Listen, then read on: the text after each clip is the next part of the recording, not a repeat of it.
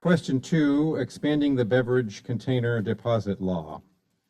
By the way, I'd like to thank Norma Schulman, who had helped to coordinate tonight's activity and reached out to the proponents and opponents of the 4 questions that are on the ballot, to Beverly Hugo, the vice chair, who was our program committee director of Framingham Democratic Town Committee, to our publicity chairman, that's Mike Hugo. Thanks for all the work that those committee members have done, and to our other committee members here in the audience helping with tonight's event. We appreciate your help out with this forum. So question 2, we'll go to, is it, as the proponent first, is it Nancy Brumbach? Yes. Nancy, thank you. Okay, my name is Nancy Brumbach. I am the League of Women Voters representative to the Yes on 2 coalition. First of all, before I begin, I want to thank the Democratic Town Committee for hosting a forum on ballot questions. And I'd also like to thank the Framingham legislative delegation, Senator Spilka, Representative Walsh, and Representative Santa, if I mess up Walsh, I know I'm going to mess this one up, Santa Candro, for their endorsement of yes on question 2. We appreciate it. I have here 2 bottles. They have 2 very different outcomes likely. This bottle, about 80% of bottles like this are recycled and turned into useful products. About 23% of bottles like this are recycled and turned into useful products. What's the difference? This one has bubbles. In 1982, Massachusetts put a deposit system on a refundable nickel deposit on carbonated beverages, because carbonated beverages is what we drank in 1982. Now we are trying to expand that deposit system to cover non-carbonated beverages, because that's what we drink in 2014. We drink bottled water, we drink flavored water, we drink iced tea, we drink Gatorade, more flavors that I thought was possible. And right now, 80% of these are recycled because they have a deposit on them. 23% of these are recycled, the rest are not because they have no deposit on them. My opponents over here have spent a lot of money, more than the casino companies are spending on their question, to convince you that we have curbside recycling now and we don't need this 30-year-old law. If curbside recycling worked on these containers, there wouldn't be that discrepancy. Curbside is great for products that are consumed at home, but most of these bottles of water are not drunk at home. You pick one up when you go out to your kid's soccer game. When you come to a meeting like this, how many of you have a bottle of water? Yay. You're walking around downtown, you get thirsty, you go in a convenience store and buy a bottle of water. Your kids take Gatorade to their team practices. When you finish that bottle of water, what do? You're good people, at least you're not going to leave it next to the bleachers or toss it at the car window. You're going to look around, see if you see a recycle bin. Now, the odds are at your playground or on your town streets, you're not going to see a recycling bin, and you're probably, lots of people, if not you, are going to drop it in the trash can. And your town is going to have to pay to pick up that trash and have to pay to dispose of it. The deposit system works on beverages that are consumed away from home. The other argument that you've probably seen a lot of in the ads that are running everywhere is that the unclaimed nickels from those deposits, for people that don't go back and pick them up, go to, I think they put it, line the politicians' pockets. They do go to the Massachusetts General Fund. When question 2 passes, those unclaimed deposits will go to a dedicated environmental fund for recycling and other projects, maybe even to buy some recycling bins for those playgrounds and for your streets.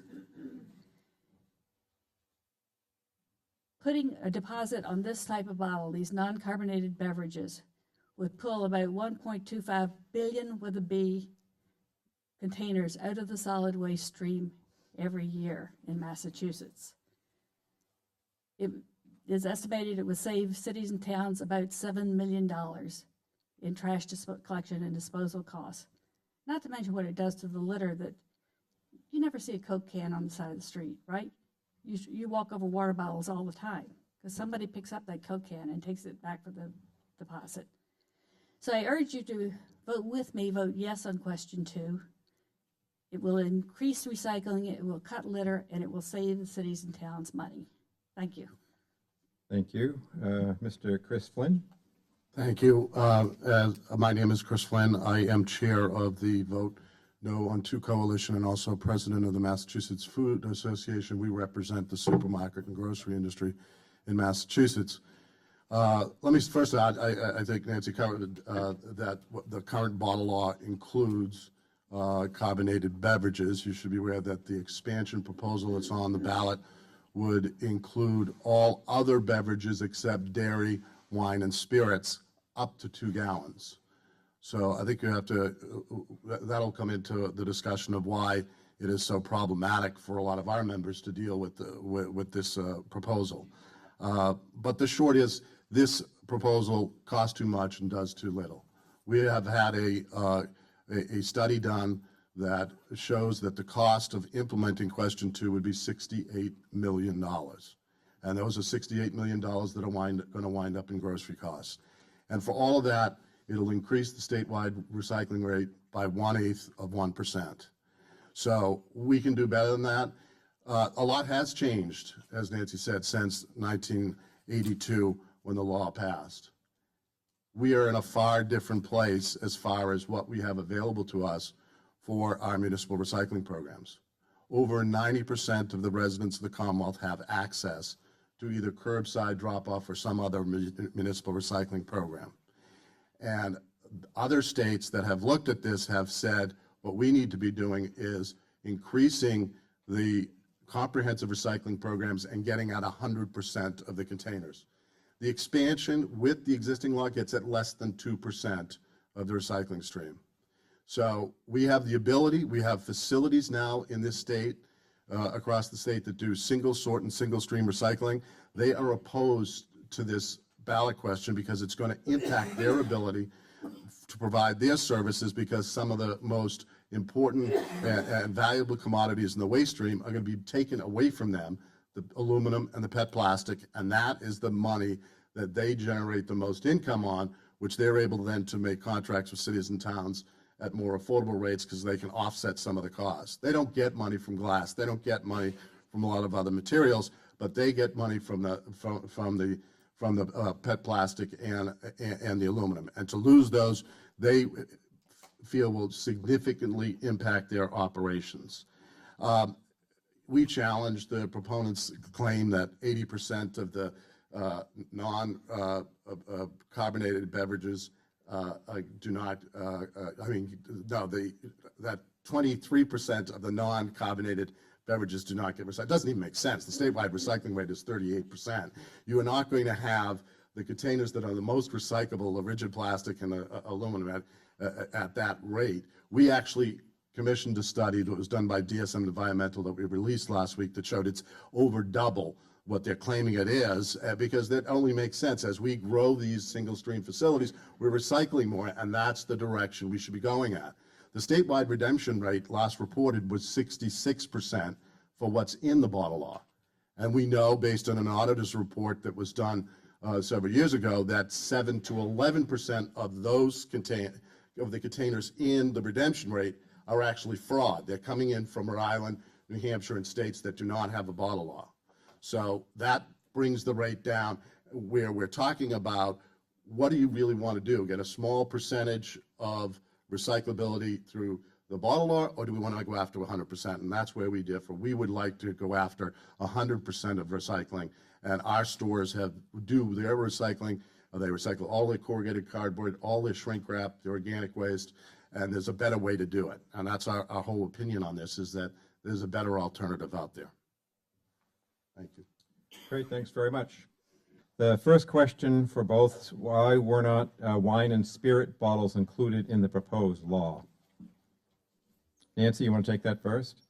What we're trying to solve is the litter problem that these containers produce on our beaches, on our roads, and our playgrounds, we don't see a lot of wine bottles there.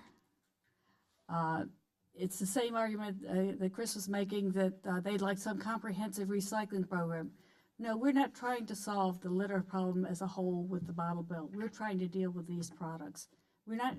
It's not going to deal with the McDonald's wrappers or the Dunkin' Donuts cups, but it will pull a lot of these out of the waste stream and make them reuse them for some useful purpose, like Polartec made in Lawrence. But that's just the point. We're going after litter the same way recycling. You do it comprehensively. The states with the best litter control are states like New Hampshire. New Hampshire, the beautiful, they have a program, Don't Mess with Texas. They go after everything. If we're just going to go after the states of Vermont, New Hampshire, and Maine all do litter control analysis. New Hampshire doesn't have a bottle law. The other two states do. New Hampshire has the best recycling rate. And why? Because they go after everything. We want to go after the fast food containers and the lottery tickets and the cigarette butts and all the things that should be not littered. Plastic and bags? You do that and plastic bags, absolutely. And we've worked with the state to reduce the usage of both paper and plastic bags in the state by signing an MOU that reduced the use of paper and plastic bags to push the usage of reusable bags, and it happened at 33% in less than 3 years. We reduced the usage of both paper and plastic. Okay. The next question is, how does the law treat or deal with the issue of stores that are unwilling to take back recycled materials? Since you do the stores, you want to go first? The law requires that containers, if you sell it, you have to take it. The only exemption is a very small one for mom and pop type operators under 3,000 square feet. So all other retailers are going to have to take, if they sell it, they have to take it back. And one of the problems we have with that is the containers up to 2 gallons, those machines, they don't take 64-ounce cranberry juice rectangular bottles. They don't take gallon water jugs. They don't take all these types of containers. We're going to have to go back to a box and bag system for that until a new machine is developed, which is going to cost more money and add more money to the system, when it would make more sense that people could just put it out in their blue bin with the rest of the recyclables. And when we proposed a compromise to take those big bottles out, you blocked every move. We had proposed a compromise to take those gallon jugs out before this went to the ballot, and it was blocked by the supermarket industry. It was given at the last minute. It was a trap aimed at getting us to compromise so that, one, we would have wound in the same situation that the right to repair folks would be, that we would have wound up with 2 laws, because I don't think it would have went through the legislature. And 2, what happened in New York and Connecticut? They compromised on water, and the next session they're back looking for juice and everything else. We'd like to move forward. We'd like to work with the legislature and work with others to come to a comprehensive solution, like we put on the table last year, that's modeled after Delaware, where they've seen significant increase in their recycling rate. They're going from the low 30s to the mid 40s, and they tend to be at a 50% statewide recycling rate in the next couple of years. That's a more practical approach to get at comprehensive recycling instead of this piecemeal approach. Next question is, and both of you addressed this a little bit, but in the TV ads that oppose the bottle bill, there's a line that says, "And any money not refunded and unclaimed goes to the politicians." What does that mean? Does that mean the state reps and state senators get to pocket this money? Well, it goes for whatever pet projects you want, because it goes to the general fund. Now, they'll tell you that they put a proposal in the proposal for it to go to a dedicated clean environment fund. Well, guess what? When they first did the escheatage and it reverted to the state, there was a provision that the money went to the clean environment fund. But the first time they got a budget crisis, guess what was taken? The clean environment fund. And it's now all of it going to the general fund, $35 million a year. And guess what? The governor puts it in his budget every year. It's a line item. So it's very clear what the intent is. It's to be used as a money grab. But when you pass this bill, it will go to a dedicated fund. And believe me, there are a whole lot of people that are going to keep a really close eye on the legislature to make sure it stays in that fund. Didn't happen last time. The environment is way more important and way more front and center on people's minds these days. And I think that we can probably pretty much successfully keep it, because the towns and cities are doing those projects anyway. It can be funded by this fund. They initially got the money to do the projects they were doing, but all that came to a screaming halt when the legislature took that money away. And quite frankly, I think it's disingenuous for the administration to put it in their budget, because essentially they want a budget line item to succeed by the law failing. People don't return their containers. They're counting on that. And that's how they make a budget line item. Okay. Next comment from the audience is, it's often difficult to recycle plastic at grocery stores because of limited machines, which sometimes have lines and are then inconvenient for consumers. If question 2 passes, will stores be required to make it easier to return plastic bottles, or make it difficult just to say, we told you so? Oh, no, I mean, quite frankly, when the original law passed, the industry really worked to make it, to have it work, and then develop the system now where you can have machines versus the box and bag. It's just that they're going to be out of room. I mean, all the members I talk about, the 2 major problems. First of all, you're bringing trash back to a food store. A lot of these containers come back with liquid in it. I think they're pretty much able to solve that problem. I don't think our stores are overrun with Our members, roaches and I will tell vermin. you, are planning on, if this passes, they're going to have trailer trucks out, and they have no place else to store these containers. And we're talking about now some big containers, up to 2 gallons. And there's not the space to have them. The machines won't handle it. There's no way these machines can handle these containers. We're going to have to go to a box and bag system. You have to have someone available all the time you're open, because you have to accept the containers when you're open. So that's all built into this cost, and that's why it's $68 million. These machines are not cheap. They're very difficult. You're bringing sticky product in, the electronic and technical stuff. That's why they break down. They got to be constantly upkeep. We have to have, pest control and other things to maintain a safe food store environment. Larger stores have created rooms to try to contain that. Smaller stores don't have the ability to do that. They try to segregate it in the front of their store. But it is an absolute operational nightmare, and a lot of them just don't know what they will do if it's expanded, because they're not going to have the ability to maintain it. Yes. I don't know the supermarket industry like Chris does, but I think they have done an admirable job of handling this up to date. I'm sure they can. Maybe it will mean the truck has to come by more frequently to pick it up, but they are getting an increased handling fee from the beverage companies under this law, and they can cover having those additional pickups that are necessary to handle this increased amount of recyclable material. The state study done that the cost of handling, they did an independent study for stores of somewhere between 4 and 7 cents. We're currently at 2 1/4. The penny doesn't give us any opportunity to say that's going to make stores feel they're going to be compensated. They won't be compensated. They lose floor space. It's very difficult to maintain these areas. It's very expensive. There is no way that this bill addresses how to appropriately compensate. It just builds cost into the system, where that's an extra penny per container that's ultimately going to wind up in grocery bills. And some of that cost should be covered by the people who are making a lot of money selling us these beverages. The bottling companies, the beverage companies, even the supermarket companies make a fair amount of money on these products. And they should be covering some of the Supermarket costs. business is a low-margin Yeah, I business. know. It's a penny to a penny and a half, and our industry is very progressive on environmental and sustainable initiatives. We have members who are recycle all the corrugated cardboard, their shrink rack, their But some of these products should organic waste. be paid for by the people who are creating the problem in the first place. Is that the time on this question, Tom? Okay. Next, we have time for more questions, I assume, Tom. Yep. So, if the passage of question 2 will incur costs of $68 million, doesn't that mean our cities and towns are currently spending that much cleaning up litter? Oh, I'm glad you brought up that point, because they estimated the cities and towns are losing $7 million. So even if you take that as a valid figure, it's not worth putting $68 million in cost to save 7. But we did an independent study on that, and that study that was done by the state, first of all, is about 5 to 7 years old. I think, I don't know, it was 2007 or 2009. But on top of that, they excluded the appropriate amount that cities and towns would generate from the revenue of selling the commodities.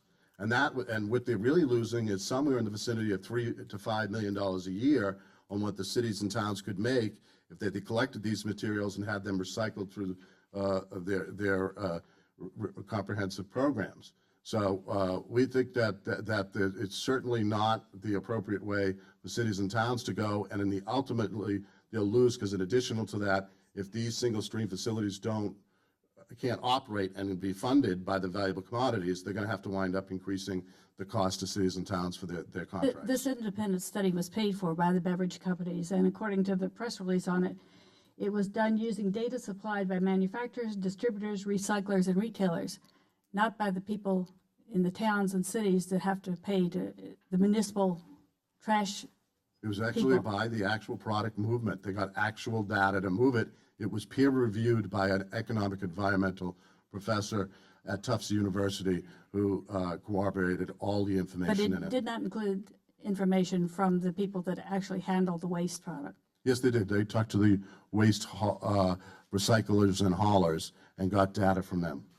But not the municipalities and the state environmental protection department.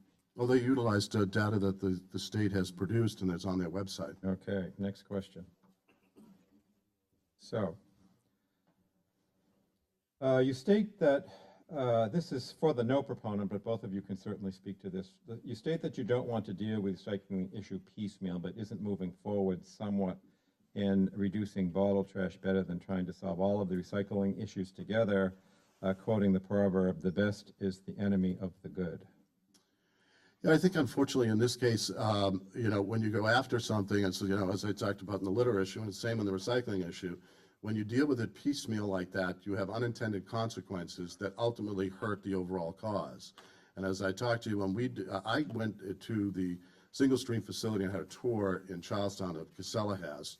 They recycle 200,000 tons of recycled commodities a year. When you see how this operation goes, I mean, they put it on the conveyor belt. It goes up the conveyor belt. They have a couple of pickers taking stuff out that shouldn't be there. But then everything gets segregated by different technologies. They have blowers that separate the plastic. They have, magnets that get the metal out. They get lasers that get the aluminum out. And they come up with the most amazing bales at the end that have a value. And once you take that away from them, and you put it in a system that's more costly, it's 3 times more costly to handle containers through the current redemption system. And because of the number of containers and their shapes and sizes and the way the product is distributed, it will cost 10 times more to recycle commodities. If it's taken us this long to get to the point where, 14 years to get to the point where we're recovering this, how long do you think it's going to take us to get to a point where we're recovering everything? In the meantime, we can pass this bill and get this 1.25 billion bottles out of our solid waste stream and being reused for something that's valuable. States are doing a lot better. There are much better examples. Delaware, Minnesota, we aren't doing that Vermont. Vermont held off Why and not expanded do the this bottle law. now? Why not do this now? That won't preclude Because you're doing going to all spend those all other that money. things. I would rather take $68 million and close the gap on access. And we would argue over that $68 million too. That's your figure, not ours. Well, it's It's substantiated. like your 90% have access to It's just- curbside recycling, which we How about also if, know that that's not we're true. just about done. How about if you each take a 15-second wrap-up? Passing the bottle bill, voting yes on 2 will increase recycling. It will reduce litter. You see these bottles all over up against the storm drains when you take a walk, overflowing the trash cans at the soccer field.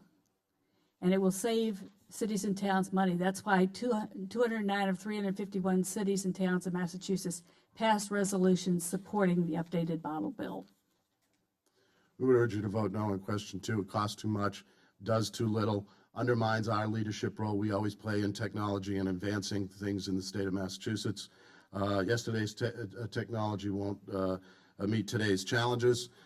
We need to do better, and we could do it in both recycling and keeping clean streets. We need to get more bins in public places, and we're working as an industry to help municipalities do that, and we think that's the right direction.